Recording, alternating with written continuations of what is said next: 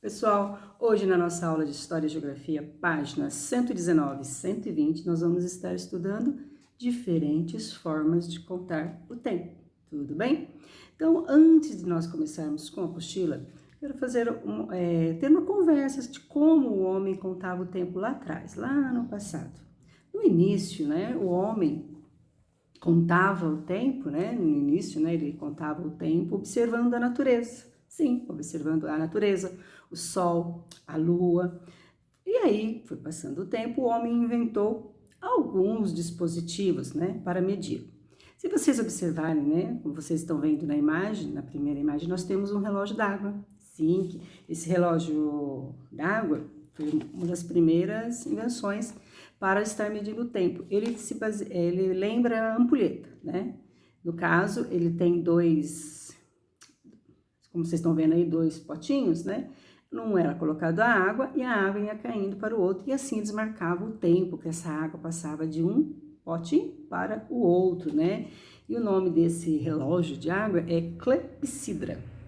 Ó, tá? Então foi um dos primeiros sistemas criado para medir o tempo. Depois o homem também criou a ampulheta, tá? A ampulheta, no caso, acho que vocês já viram, né? Já conhecem. Ele tem duas partes, onde é colocado uma areia, aí essa areia passa para o outro lado e assim vai medindo o tempo. Por isso, a ampulheta, né, se chama também relógio de areia.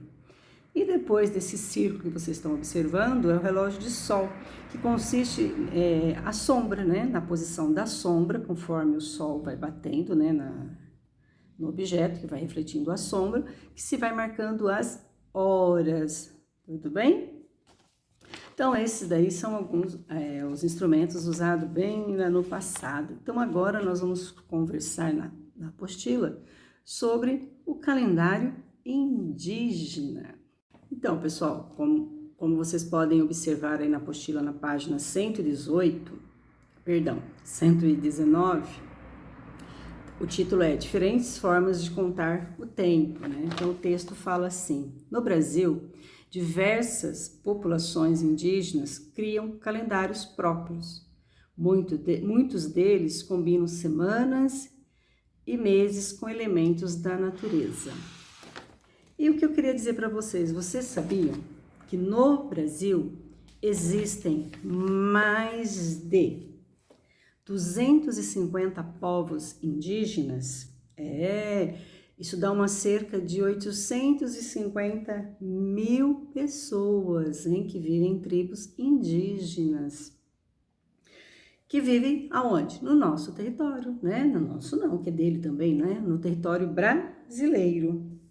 Eles falam mais de 150 línguas. E essas línguas são próprias, tá? Da tribo. E possuem traços culturais diferentes entre si, como a forma de contar o tempo. Então, eles têm a forma de contar o tempo deles. E é sobre isso que vai falar um pouco o textinho da página, né? 119. Essa forma de contar o tempo ocorre no sentido de perceber as mudanças lá. Então, conforme as mudanças da natureza, as mudanças climáticas, ele faz a sua contagem, né? Então, isso aí busca facilitar, né, atividades deles como como a pesca, coleta e como é que fala? E a agricultura, né? E a agricultura, garantindo boas colheitas e alimentação para toda a aldeia e diminuindo assim a incerteza, né? Então aí eles se sentem mais seguros tendo o seu calendário, né? No caso que eles criaram, né, na tribo. Então nós vamos falar um pouquinho sobre uma dessas tribos. E essa tribo que nós vamos falar um pouquinho agora fica lá no Acre. E onde é o Acre? Olha, observe o mapa que está aí na tela, né? O mapa do Brasil. Vocês podem observar que tem uma seta azul apontando para uma pontinha do mapa. O Acre é essa parte aí, tá? Onde está o AC, que é uma sigla do nome do estado, Acre, tá bom?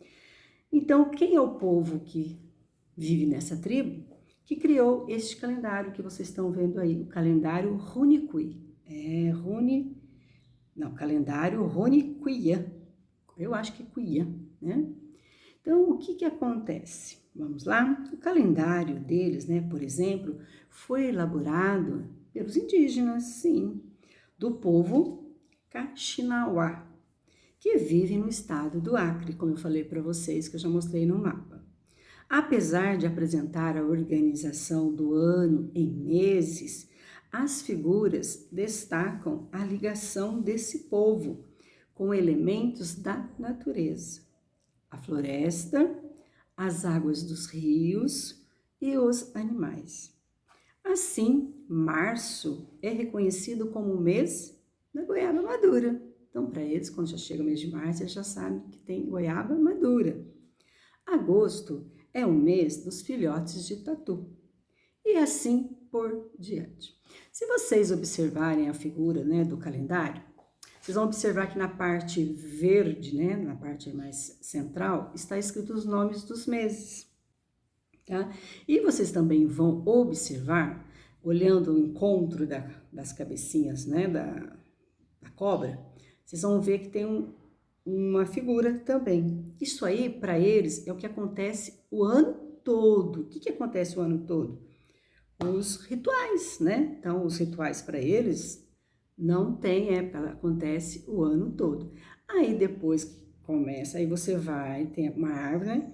Que é a época dos frutos no chão, que aí vem janeiro, fevereiro, aí vai fazendo o ciclo, janeiro, fevereiro, março, abril, maio, junho, julho, agosto, setembro, outubro, novembro, dezembro. Então, o calendário deles também tem 12 meses, tudo bem?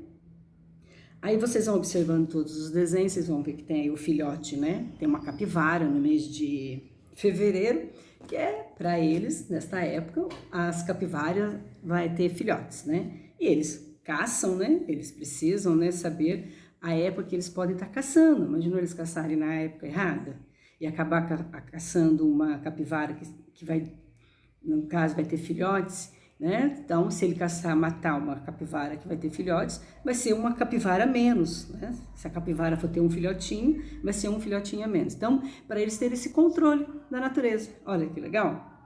Depois vem a goiaba madura, como já citou. Aí tem no mês de abril, aí as folhas, né? As folhas vão começar a cair, tá? E assim vai indo. Época dos animais gordos tem também.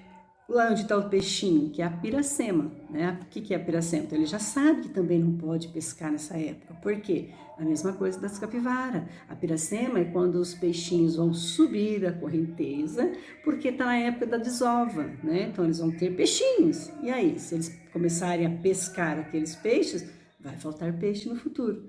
Então, eu achei muito interessante o quê? O cuidado que eles têm, né? Eles dependem da natureza, mas eles fazem de uma forma que não acabe. Então, eles usam, mas eles também cuidam, né? Isso é uma coisa, assim, diferente, né? No calendário deles. É voltado para a natureza, pensando nos acontecimentos, para que eles possam estar agindo de acordo que não prejudique a natureza. Eu achei muito interessante. Agora, vamos na outra página. Então, agora na página 120, vamos explorar documentos. Então, nós temos aí duas questões, né, dois itens, aliás, item 1 e item 2, para a gente estar conversando um pouquinho. O item 1 fala assim: em quantos meses o calendário Runicuia é organizado?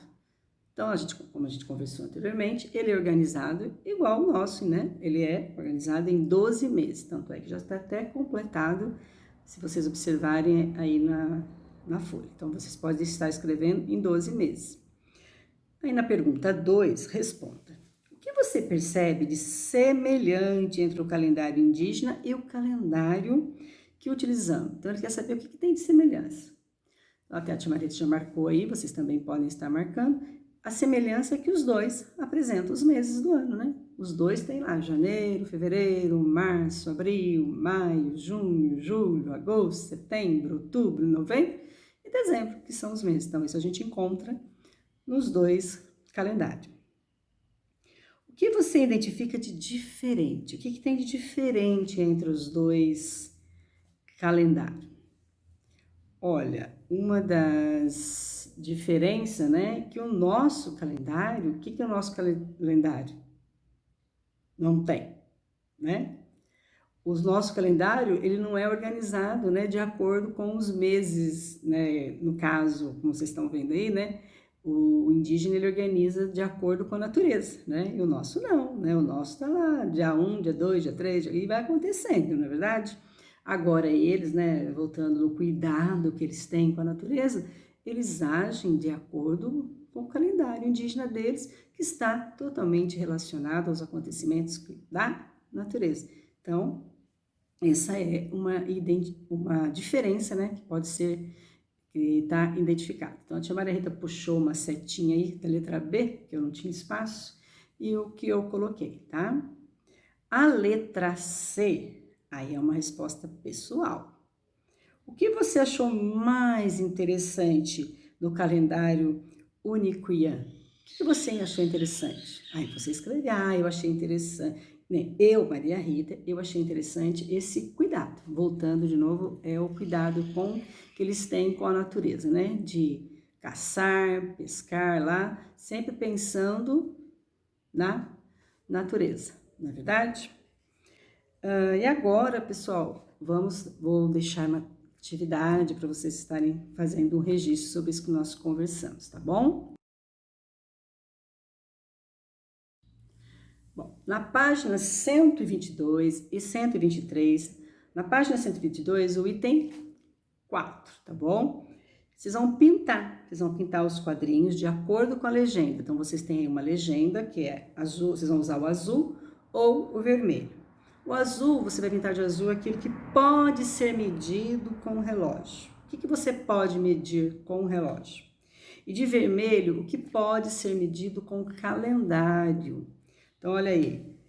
Ana Maria acorda logo cedinho e volta para casa à noite, quando já está escuro. E aí, como que ela mede esse tempo? Com relógio ou com calendário? Rodolfo vai à escola o ano inteiro. Qual a medida que ele usa? Relógio ou calendário? João fez 8 anos. Ele cresceu muito desde o seu último aniversário. Mariana faz muitas atividades ao longo da semana. No fim da semana, ela descansa com a família. Renato sempre almoça ao meio-dia, tá? Então, aí você vai pintar de acordo com a legenda, tudo bem? Na outra página, nós temos aí um poema. Leia o poema a seguir. A invenção do relógio. Houve um tempo em que o ser humano tinha todo o tempo do mundo, mas de repente, não sei o que deu nessa gente. Apareceu o homem apressado, sempre ocupado, com o tempo contado, né? Aquela história, não dá tempo, hoje não dá tempo, amanhã eu faço. Carrancudo dizia, brincadeira tem hora. Uma hora a gente se encontra, existe hora para tudo. Lógico, só pode ser ele, o inventor do relógio. Então, o que você vai fazer? Letra A. Sublinhe no poema as palavras que se referem ao tempo. Então, quando aparecer a palavra que se refere a tempo, você vai grifar. Combinado? Contorne no poema as palavras que apresentam as características do inventor do relógio. O inventor do relógio, que ele é? Aparece aí no poema, tá? Tem 2 palavrinhas que fala dele. E depois, na letra C, escreva o nome de 2 objetos utilizados para contar o tempo. Quais são os 2 objetos que a gente usa para contar o tempo? A gente já vem falando nas nossas aulas de história, hein? Tchau! Tic-tac, tic-tac, tic-tac. Beijo, pessoal!